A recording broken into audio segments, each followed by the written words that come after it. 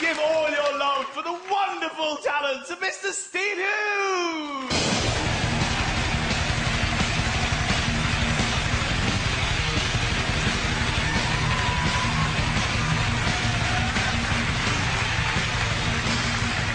All right. Thank you. The rest of you relax. I'm thinking the same thing looking at you people. So.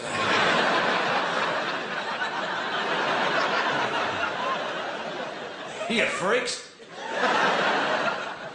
And don't worry, there's no need to buy a big issue off me. So, which, by the way, I hope you're decent enough people to do, buy the big issue, at least, you know, give some money to homeless people. I hope you're not those people that go, no, no, I only give my money to registered charities. That way, I know where my money's going. No, you don't.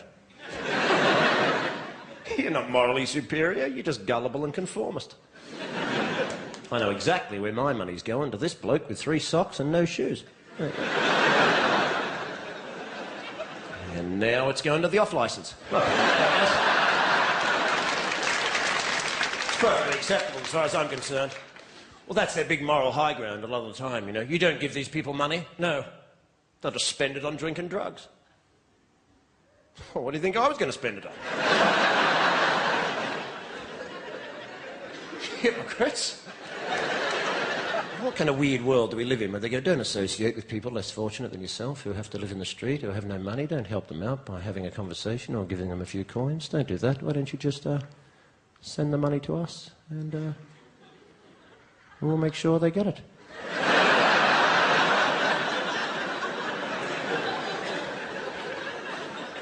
Anyway, it's wonderful to be. I'm from Australia, actually, although I have an English father, Australian mother. Some Scottish bloke said that makes me Welsh, so...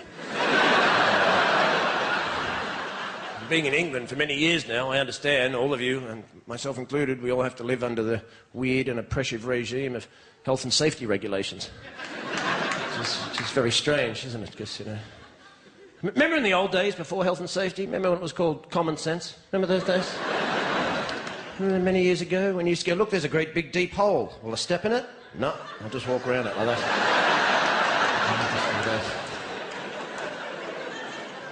Well, how'd you manage to learn to do that? Well,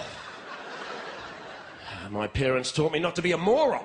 And I just kind of carried it on from there.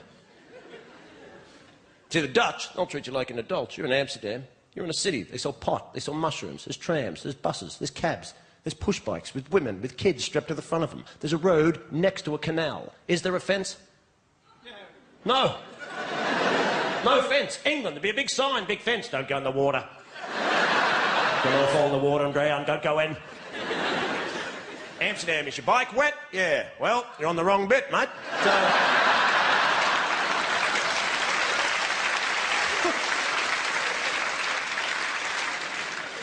And then we have political correctness, which is the joy that is the other side of health and safety, which is a small oppression of our physical movement, so we can't do anything without permission from the state. And political correctness is the oppression of our intellectual movement, so no one says anything anymore in case somebody else gets offended. What happens if you say that and someone gets offended? Well, they can be offended.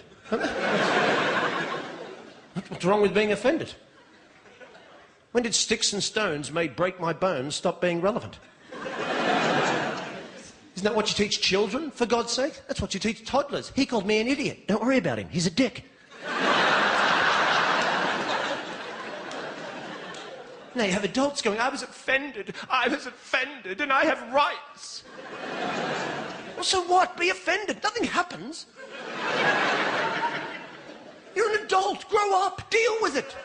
I was offended. I don't care. Nothing happens when you're offended. There's nothing... I went to the comedy show, and the comedian said something about the Lord, and I was offended. And when I woke up in the morning, I had leprosy.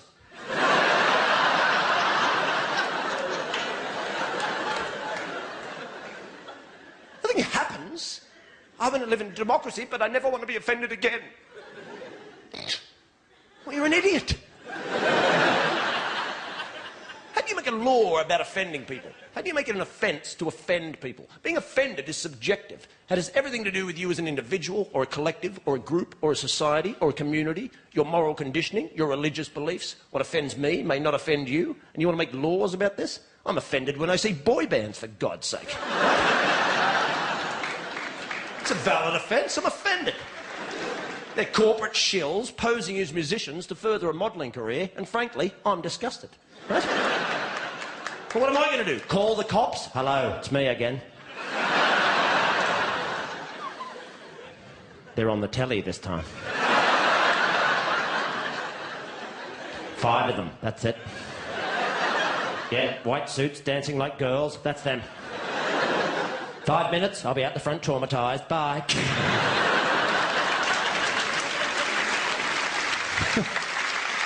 And now we can't smoke anywhere either. No smoking. No. For our health. No, it's not. It's for control. No smoking. Can we still buy cigarettes? Of course. Where can we smoke them? Nowhere. You can smoke them in the woods under a blanket with a torch. Unless it's raining, then health and safety regulations do stipulate that. If you think it's about health, it's not. It's about control. And there's an easy way to understand this, because the Irish were the first to stop smoking in pubs. Now, who saw that coming? Not the Irish. I'd love to have been there the day they told them. What? It's us. We're first. Come on, no.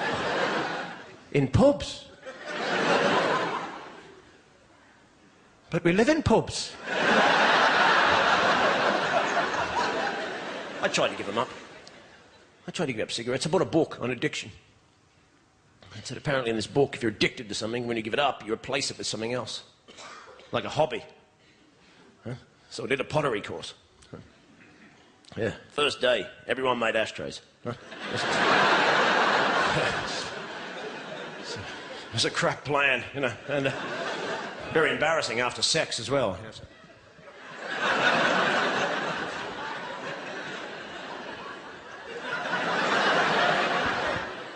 You were great, baby. Yeah, I've made you a pot. Thank you very much. Have a brilliant night. Hope you enjoy yourself.